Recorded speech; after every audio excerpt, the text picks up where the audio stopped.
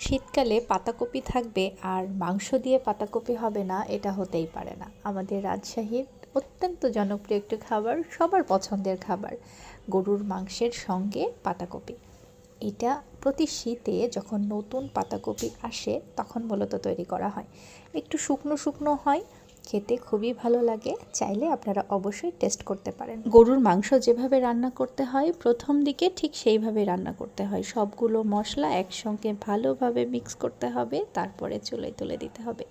ডায়েটেও কিন্তু গরুর মাংস খাওয়া যায়। আমরা অনেকেই ভাবি যে ডায়েট করছি, গরুর মাংস অ্যাভয়েড করব। এরকমটা না করে সপ্তাহে একদিন অথবা 10 দিনে একদিন আপনি চাইলে 3 টুকরো গরুর মাংস তেল চর্বি হাড্ডি ছাড়া খেতে পারেন। এইভাবে যখন শুকনো হয়ে আসবে, মাংস যখন একটু সেদ্ধ হবে, তখন পাতাকপি এই সাইজ করতে হবে এবং তার মধ্যে দিয়ে দিতে হবে। আসলে পাতাকপি এইভাবে নাড়তে নাড়তে একটা সময় মাংসের সঙ্গে এমনভাবে মিক্স হয়ে যায়, মনে হয় যেন কোনো কিছু দিয়েই মাংস রান্না করা হয়নি, তবে অনেক বেশি ঘন হয়ে যায়। খেতে মাশাআল্লাহ খুব ভালো লাগে। সময় নিয়ে রান্না করতে হয়।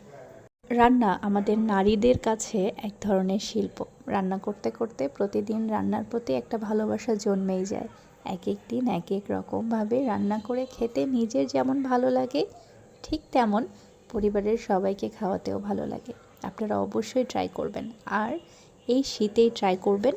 এখন যদি ট্রাই করেন সবথেকে বেশি ভালো হবে, কারণ এই সময় নতুন পাতাকপি উঠছে। যখন সেদ্ধ হয়ে আসবে সব কিছু, একটু ঝোল দিতে হবে, ঢাকনা দিয়ে ঢেকে রাখলেই প্রসেস হয়ে যাবে। এটা মোটামুটি রান্না হয়ে গেছে, এখন খাওয়ার পালা। আলহামদুলিল্লাহ, মাশাআল্লাহ, ঠিক এই টাইপের হবে রান্নার পরে। আসলে এত ক্ষুধা পেয়েছিল যে পরে আর ভিডিও করার কথাই খেয়াল ছিল না। সারাদিনে একবেলায় একটাই ভারী মিল দুপুরবেলা খাই।